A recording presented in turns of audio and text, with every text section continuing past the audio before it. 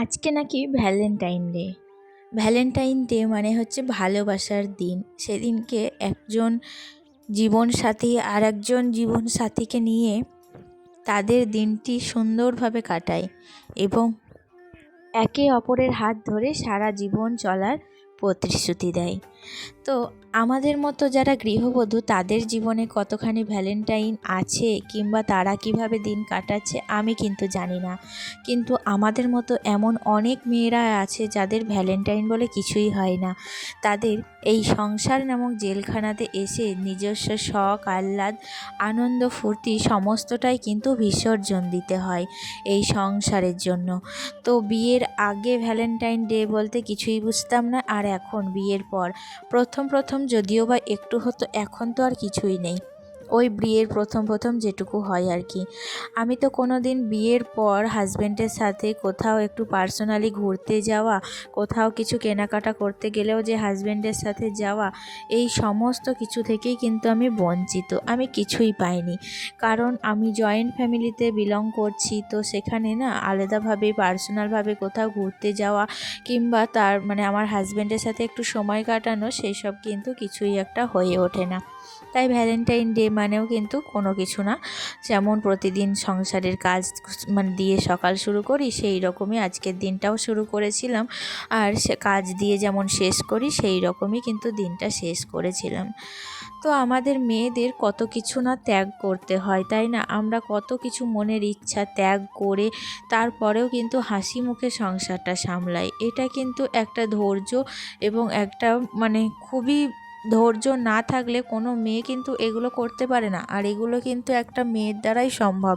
একটা পুরুষ মানুষকেই বলো কেন, একটা পুরুষ মানুষ যদি মনে করে তাদের শখ আহ্লাদ বাদ দিয়ে মুখ বুজে তারা দিনের পর দিন সংসারের জন্য সব কিছু কি সহ্য করতে পারে? আমার মনে হয় পারে না, কারণ তারা কখনোই নিজস্ব শখ আহ্লাদ তো বাদ দেয়ই না, উপরন্তু তাদের কিন্তু যেটা ইচ্ছা হয় তখন কিন্তু তারা সেটা করতে সক্ষম। তো সেই কারণেই তাদের কিন্তু কোনো রকমই স্যাক্রিফাইস করতে হয় না, যত জ্বালা আমাদের মেয়েদের। কালকে না শিবরাত্রি, জানো তো? আমি তো ছোট থেকে কোনো দিনই শিবরাত্রি করিনি। আমার হাজব্যান্ড শিবরাত্রির পুজো করে, তো সেই কারণে আজকে সমস্তটা কিন্তু যা রকমভাবে কমপ্লিট করলাম, কালকে কিন্তু এরকমভাবে কিছুই কমপ্লিট করতে পারবো না। কালকে আমার বেশি কাজ আছে, জানো। সকাল থেকে ধোয়া পাগলা সমস্তটা নিরামিষ হবে যেহেতু, আর আমার হাজব্যান্ড তো সারাদিন কিছুই খাবে না, উপোস করে থাকবে, পুজো করবে সন্ধেবেলায়। আর কি বলো তো, সেই কারণেই কিন্তু বারবার চা খাবে, শরবত খাবে, তো সেই কারণেই কিন্তু সমস্তটা নিরামিষ করব। আর এদিকে দেখো, আমি না বাসি কাপড়টাও ছেড়ে নিয়েছিলাম। তারপরে কালকের একটু গরুর দুধ বেঁচে গিয়েছিল, সেই গরুর দুধে আমি আদা দিয়ে একটু কড়া করে চা করে নিলাম। আর যেহেতু আমি গরুর দুধ খেলাম, তাই শাশুড়ি মাকে দিলাম লাল চা, কারণ উনি আবার দুধের গন্ধ সহ্য করতে পারেন না, তাই ওনাকে লাল চাই করে দিলাম। প্রতিদিনই লাল চাই খেতে চান, কিন্তু আমি ওই এক জায়গায় যেহেতু দুধ চাটা করে নিই, সেই কারণে আর আলাদা করে ওকে লাল চা করে দেওয়া হয় না।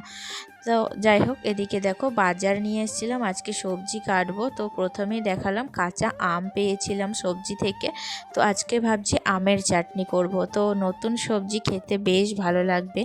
আর এদিকে পেঁয়াজ কলিতে আলুতে ভাজা আর ফুলকপি আলুর তরকারি, আজকে এটাই আমি রান্না করব। তো যেমন বলা তেমনই কাজ। এদিকে দেখো পেঁয়াজকলি আলুটা সঙ্গে সঙ্গে কেটে নিয়ে আমি কিন্তু কড়াইয়ের মধ্যে এখানে তেলের মধ্যে ভাজতে দিয়ে ঢাকা দিয়ে চলে এসেছি বেডরুমটা ঝেড়ে মুছে নেব। আর আজকে তো শনিবার, বাবু গিয়েছে স্কুলে, আজকে আবার হাফ ডে, তাড়াতাড়ি স্কুল থেকে চলে আসবে। আর এদিকে কি হয়েছে বলো তো, শীত না গিয়েও যায় না। তো আমার যে গোটা শীতের এই যে সঙ্গী আমার চাদর, এই চাদরটাকে আমি এখনও ছাড়তে পারছি না। জানি না শীতের শেষে কিন্তু একে আমাকে তুলে রাখতে হবে কেচে, তখন কিন্তু অনেকটা মিস করব আমার এই চাদরটাকে। গোটা শীত কিন্তু এ আমার সারাক্ষণের সঙ্গী, একেবারে সকাল থেকে রাত অবধি। একে না ছাড়া আমার দিন শুরু হতো না এবং দিন শেষও হতো না। তো সেই কারণেই এখনও কিন্তু ঠান্ডা বেশ লাগছে, আমি তো ছাড়তেই পারছি না।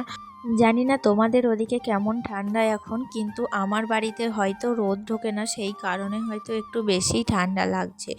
তো আমি তো সবসময় চাদরটা গায়ে দিয়ে থাকছি, একমাত্র যখন দুপুর টাইম হচ্ছে ওই ঠিক 11:30 কি 12টা মতো বেজে যাচ্ছে, সেই টাইমটুকুই কিন্তু আমি চাদরটা খুলতে পারছি, মানে যখন আমি দোতলার উপরের কাজগুলো করছি আর কি।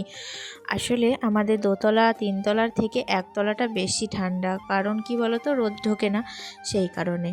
তো দেখো এদিকে পেঁয়াজকলি আলুটা ভাজাও কমপ্লিট হয়ে গিয়েছিল, আর ফুলকপি আর আলুটাকে ভালো করে তেলের মধ্যে আমি কষে নিয়ে এখন কিন্তু মশলার সাথে আরও 5 মিনিট কষিয়ে নেব, তারপরে এটাকে প্রেশার কুকারে দিয়ে দেবো।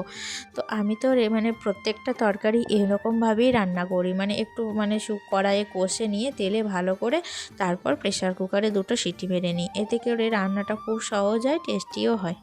তো যাই হোক, এদিকে দেখো প্রেসার কুকারে কিন্তু আমি এটা ভরে নিচ্ছি, আর তারপরেই আমি বানিয়ে নেব আমের চাটনিটা।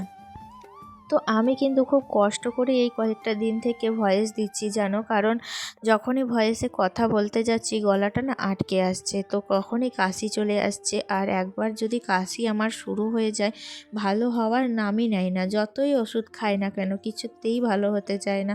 প্রায় আরেকবার হয়েছিল, তখন কিন্তু 15 থেকে 20 দিন অবধি আমার এই কাশি ছিল, জানি না এই খাপে আবার কতদিন থাকবে। তো যাই হোক, রান্নাবান্না সব কিছু কমপ্লিট করে এখন চলে এসেছি দোতলার উপরে। তো যাই হোক, আজকে আমি ঠিক করেছি এই ঘরের যে 2টো জানালা আছে, 2টো জানালাকেই ভালোভাবে সার্ফ জল দিয়ে পরিষ্কার করব। প্রচুর ধুলো ময়লা জমেছিল, আর অনেক দিন থেকে এইসব জানলাগুলো খুলি না। আসলে আমি তো মানে নিচেরকার জানলাটা প্রতিদিনই খুলি, তোমরা দেখতে পাও, কিন্তু দোতলার উপরে যেহেতু বাস করি না, মানে থাকি না, সব কিছু পরিষ্কার পরিচ্ছন্ন পরিপাটি করে রাখি, সেই কারণে কি বলতো আমাদের এই জানালাগুলোও না খোলা হয় না। আর কি বলতো, এখন না গ্রীষ্মকাল আসছে, তো জানলাগুলো মাঝে মধ্যে একটু যদি খুলে না দিই তাহলে কিন্তু জাম ধরে যাবে লকগুলোই, সেই কারণে আমি ঠিক করলাম আজকে জানলাগুলো খুলে তারপর ভালো করে একটু মানে খোলামেলা করে রেখে দেবো, তারপর বিকেলের দিকে জানলাগুলো বন্ধ করে দেবো। তো এতে করে ঘরটাও ভালো থাকবে, জানালাগুলোও ভালো থাকবে, আর একটু আমার পরিষ্কার করাও হয়ে যাবে। তো জানালাটা মুছতে মুছতে বারবার করে কিন্তু আমাকে নিচে থেকে ডাক দিচ্ছিল, তো আমি যতই তাদের ডাকে সাড়া দিই না কেন তারা কিন্তু শুনতেই পাচ্ছিল না, সেই কারণে কিন্তু জানালাটা মুছতে আমার একটু অসুবিধাই হচ্ছিল। এই যে দেখছো, এই রকমই হচ্ছে আমার কথা বলতে বলতে, মানে গলাটা এত আটকে আসছে, তখন না মুখ দিয়ে আর কথাটাই বের হচ্ছে না, প্রচণ্ড সমস্যা হচ্ছে। সব সময় মুখের মধ্যে না ভিক্স চকলেট ভরে রাখছি, তো জানি না মানে গরম জলে গার্গেল করতে বলেছে ডাক্তারে, কিন্তু এত কাজ মানে সময় হয়ে ওঠে না নিজের জন্য একটু, জানো তো। তো মনে হয় এত কাজের পর কেউ যদি একটু 1 গ্লাস গরম জল করে এনে আমাকে দেয় তাহলে কিন্তু বেশ ভালো হয়, তো সেটা তো আর হওয়ার না, তো নিজের আর নেওয়াও হয় না আর ঘরগেল করাও হয় না। তো যাই হোক, এদিকে জানলাগুলো তো পরিষ্কার করে খুলে দিয়েছি, তারপর বিছানাটাকে একটু ভালো করে ঝেড়ে চাদরটাকে স্ট্রেট করে দিলাম।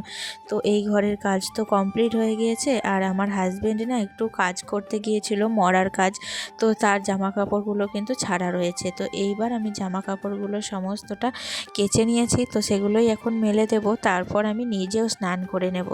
কারণ কি বলতো, ঘড়ির কাঁটায় কিন্তু 12টা বেজে গেছে, তোমরা আমাদের ছাদের ওপর রোদ দেখেই বুঝতে পারছো বেশ বেলা হয়ে গিয়েছে, প্রচণ্ড রোদ। তো এই যে দেখতে পাচ্ছ, আমি কিন্তু জামা কাপড়গুলো সমস্তটা সাদা যেহেতু তাই উজালা দিয়ে দিয়েছি। তো দেখবে প্রত্যেকটা সাদা জিনিসে যদি উজালা দেওয়া হয় তাহলে কিন্তু জিনিসগুলো দেখতে বেশ ভালো লাগে।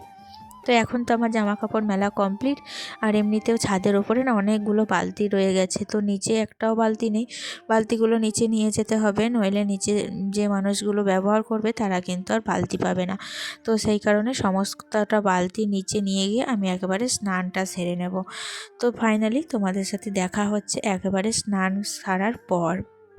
আর এখন আমি সমস্ত ছাদের যে জামা কাপড়গুলো ছিল সেগুলোই তুলতে এসেছি। আমি লাস্ট কয়েকদিন থেকেই দেখছি আমাকে কোনো দিদিভাই কিন্তু কমেন্ট করছো না, আমি কিন্তু খুব রাগ করেছি, দিদিভাই তোমরা কেন আমাকে কমেন্ট করছো না। আর আমিও দেখছিলাম জানো তো, মানে প্রত্যেকটা ব্লগ যারাই করছে তাদের কমেন্ট সেকশনটা না অফ হয়ে থাকছে, কেন বলো তো, আমি না এটা বুঝতেই পারছি না। যদি কোনো দিদিভাইয়ের এটা জানা থেকে থাকে অবশ্যই আমাকে কমেন্টে জানিও প্লিজ, তো কেন ওই কমেন্ট সেকশনটা অফ হয়ে থাকছে। আমিও কারোর ব্লগ দেখে কমেন্ট করতে পারছি না। এমনকি আমার মনে হয় মানে তোমাদের সাথেও ঠিক এরকমটাই হচ্ছে যে তোমরাও হয়তো আমার ব্লগটা দেখছো কিন্তু কমেন্ট করতে চাইছো, কমেন্ট করতে পারছো না। কেন এরকমটা হচ্ছে আমি সত্যিই জানি না। তো যাই হোক, দেখো জামা কাপড়গুলো তো তুলে নিয়ে এলাম, আর এখন কিন্তু আমি সেগুলো ভাঁজ করে আলনার মধ্যে রাখবো। কিন্তু আলনাটা এতটাই অগোছালো হয়েছিল যে আমাকে আগে পুনরায় আলনাটাকে গোছাতে হলো, তারপর কিন্তু যে জামা কাপড়গুলো রিসেন্টলি নিয়ে এলাম সেগুলো রাখতে হলো। আসলে আমার শাশুড়ি মা না এরকম করেই আলনাটাকে রাখে। আমি যতবারই পরিষ্কার পরিচ্ছন্ন করে গুছিয়ে রাখি না, তারা তো আগের দিনের মানুষ, ওই কোনো রকমে একটা ভাঁজ করে, ভাঁজটা কিন্তু ঠিক পারফেক্ট হয় না। আর আমার প্রত্যেকটা জিনিস যদি পারফেক্ট না পাই তাহলে কিন্তু ভালো লাগে না। তো সেই কারণেই দেখো আমি কিন্তু আবার ডবল করে প্রত্যেকটা জিনিস পারফেক্টভাবে ভাঁজ করে তারপরেই কিন্তু আলনার মধ্যে রাখছি। আর যেহেতু এটা আমার একার তো না, সবাই মিলে এখান থেকে কাপড় নেয়, টেনে বের করে নেয়। তো সেই কাপড়টা যে মানে কুঁচকে গেল বা সেটা যদি বেরিয়ে গেল, এরকমটা না কেউ দেখে না। তো সেই কারণে আমাকে একাই সবটা সামলাতে হয়। মানে আমি এই যে গুছিয়ে যাচ্ছি কাপড় নিয়ে, আবার কিন্তু সেটা অগোছালো হয়ে যাবে, আবার আমাকে মানে ঠিক করতে হবে, এরকমটা আর কি। তো যাই হোক, কাপড়টা তো এখন গুছিয়ে রাখলাম, যখন হবে তখন দেখা যাবে। আর এদিকে সোফাটাও নোংরা হয়েছিল, তাই সোফার কভারটা একটু ঠিকঠাক করে দিলাম। তো দেখতেই পেলে সকাল থেকে যাবতীয় যা কাজ সবই তো কমপ্লিট হয়েই গেল। তো এখন বাজে ঘড়ির কাঁটায় দুপুর 1টা মতো, আর আমার কিন্তু সমস্ত কাজ কমপ্লিট হয়ে গিয়েছে।